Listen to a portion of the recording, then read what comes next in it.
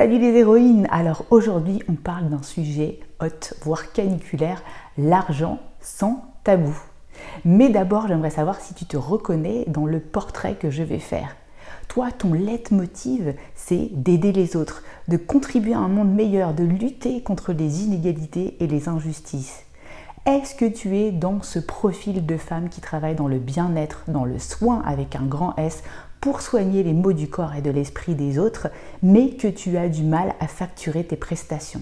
Bref, tu es une entrepreneur atypique qui a des scrupules à demander à se faire payer pour son travail et à sa juste valeur.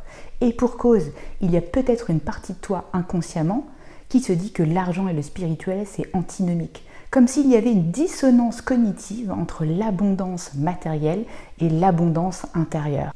Ou alors, en bonne empathe, évidemment, tu sais mieux que les autres ce dont ils ont besoin, tu fais une projection de ta peur du manque sur eux et tu n'oses pas leur demander de l'argent s'ils sont dans une situation financière particulière alors que tu n'as aucune idée des arbitrages qu'ils sont capables de faire derrière. Si tu viens de passer du salariat à l'entrepreneuriat, est-ce que tu te reconnais dans cette femme qui met ses prix en dessous du marché car évidemment tout ce qu'elle a fait avant sa reconversion n'existe pas et qu'elle attend pendant encore des années avant de facturer plus? Et peut-être que secrètement aussi, tu regardes avec admiration ces femmes qui osent proposer des prestations haut de gamme alors qu'elles viennent juste de commencer. Mais tu te dis que ce n'est pas pour toi. Toi, ta priorité numéro 1, ce n'est pas l'argent. Toi, ta priorité, c'est d'œuvrer. Œuvrer comme un artiste le fait. Œuvrer avec ton cœur pour le bien-être des autres et le tien, loin des contingences matérielles. Et souvent, tu crois que tu dois te donner à fond, que si tu ne donnes pas toute ton intensité de haut potentiel ou d'hypersensible dans ton travail, alors celui-ci n'a pas de valeur. Et crois-moi, je suis passée par là. Sans parler de ton exigence, de ton perfectionnisme, de ton intransigeance, à vouloir tout donner à la personne en face pour qu'elle aille mieux, alors que toi, tu n'es même pas aligné avec ton recevoir. Et tu finis, parfois, en burn-out de l'entrepreneur, épuisé, sans être payé à ta juste valeur. Et maintenant dans cette vidéo, on va voir comment travailler ton rapport à l'argent. C'est un des piliers fondamentaux de mon accompagnement pour femmes entrepreneurs atypiques.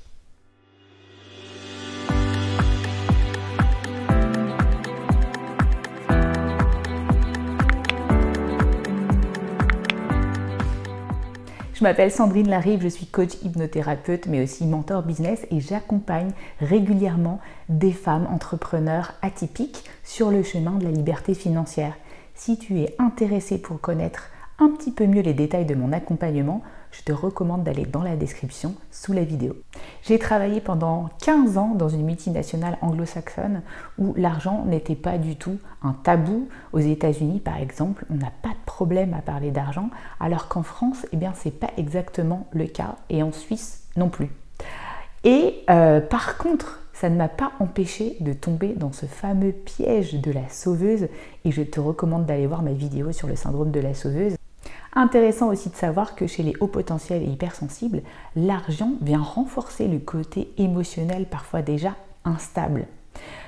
D'ailleurs, quand on regarde en fait l'échelle qu'on utilise en ce moment sur les marchés financiers et notamment dans la crypto-monnaie, cette fameuse échelle Fear and Greed, c'est quoi? C'est une échelle de peur et d'avidité par rapport au marché. Alors, on comprend bien le rapport entre finance et émotionnel. Donc au début de mon aventure entrepreneuriale, j'ai rapidement voulu travailler sur mon rapport émotionnel à l'argent. Et en fait, c'est maintenant un des piliers, cette prise de conscience de son rapport à l'argent dans mes accompagnements.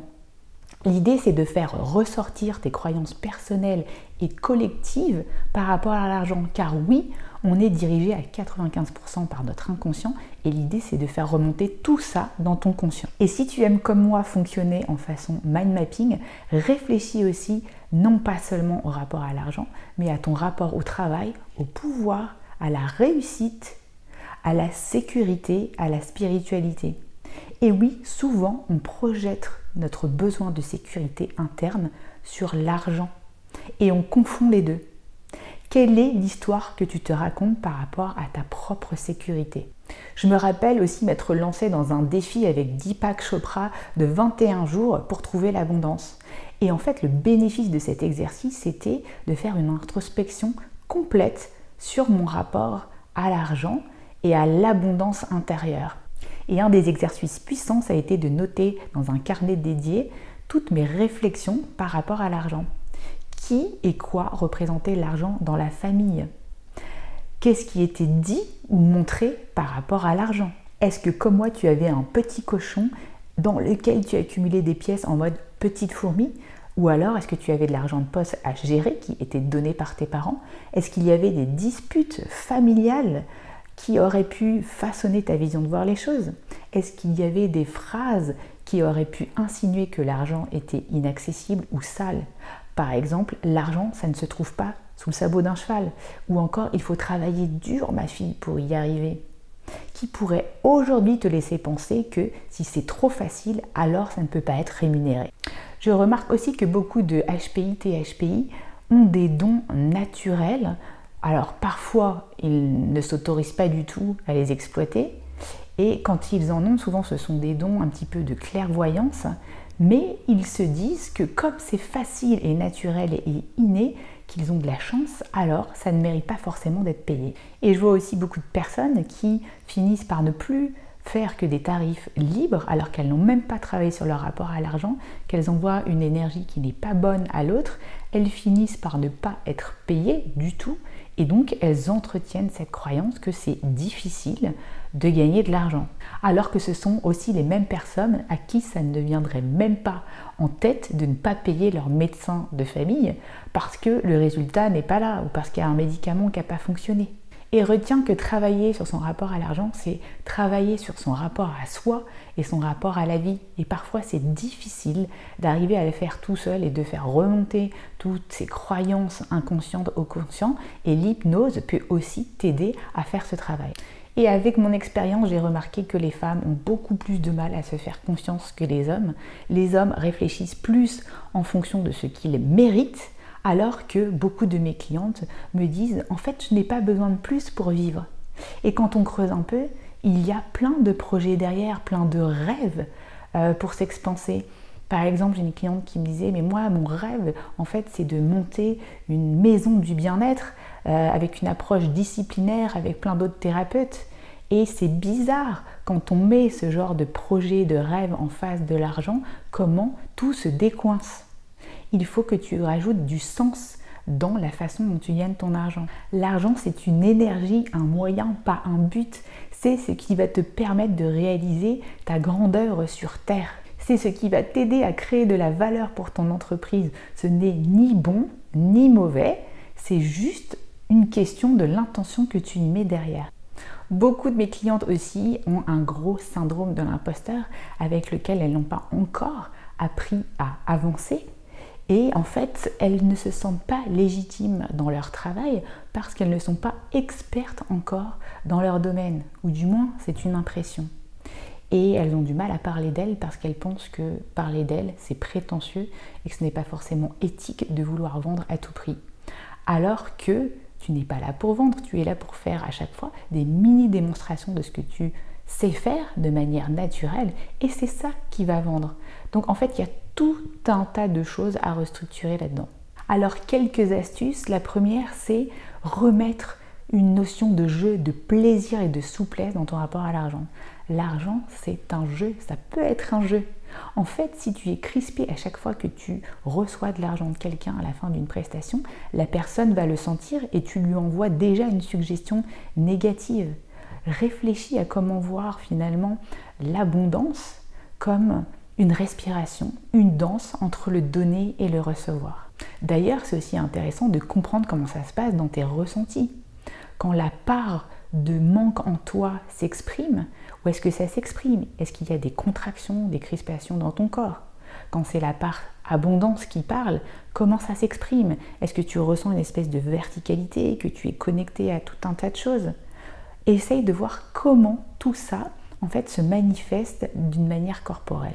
Maintenant, on va se concentrer sur les pensées. À chaque fois que tu fais une sortie d'argent, est-ce que tu le vois comme une dépense ou un investissement? Ça n'a rien à voir et pourtant c'est la même chose. Alors, si un client vient te voir et que toi tu penses qu'il va dépenser de l'argent pour tes prestations, à quel point tu vas lui transmettre la même chose? Si tu penses au contraire que c'est un investissement pour lui, pour l'avenir, que tu vas transformer sa vie, alors ça va complètement changer la façon dont tu vas parler de tes prestations. Alors à chaque fois que tu penses que quelque chose est une dépense, que c'est ton état d'esprit de manque qui parle, comment tu peux reformuler les choses pour voir les choses positivement comme un investissement sur le court, moyen ou long terme? Et si comme moi tu travailles dans le soin et la thérapie, dis-toi que l'implication de la personne qui reçoit, c'est majeur. L'investissement en termes financiers, de temps, mais aussi d'efforts à fournir, c'est un levier essentiel de changement pour la personne. Et je peux te dire que moi-même, j'ai investi pendant des années dans beaucoup d'argent pour des soins, de la thérapie, du coaching. Et aujourd'hui, je me sens beaucoup plus riche.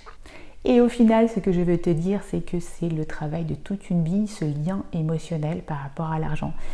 Il y a des évolutions, des paliers, des plateaux, et en fait, on avance étape par étape. Et certaines personnes reviennent me voir à différentes étapes pour débloquer des choses différentes. Ce qui est important pour toi aujourd'hui, surtout, c'est de travailler sur ta sécurité intérieure en tant que haut potentiel et hypersensible pour que les hauts et les bas émotionnels ne soient plus un problème. C'est aussi important que tu travailles sur ton indépendance affective et notamment que tu puisses guérir ce syndrome de la sauveuse. Et enfin, que tu travailles sur le rapport que tu as entre l'être et le faire. Voilà, c'est fini pour aujourd'hui. Ciao, bye bye les héroïnes. Laissez-moi un pouce si vous avez aimé cette vidéo. Partagez cette vidéo avec des personnes qui en ont besoin et retrouvez toutes les informations sur mes accompagnements en dessous dans la description. Ciao!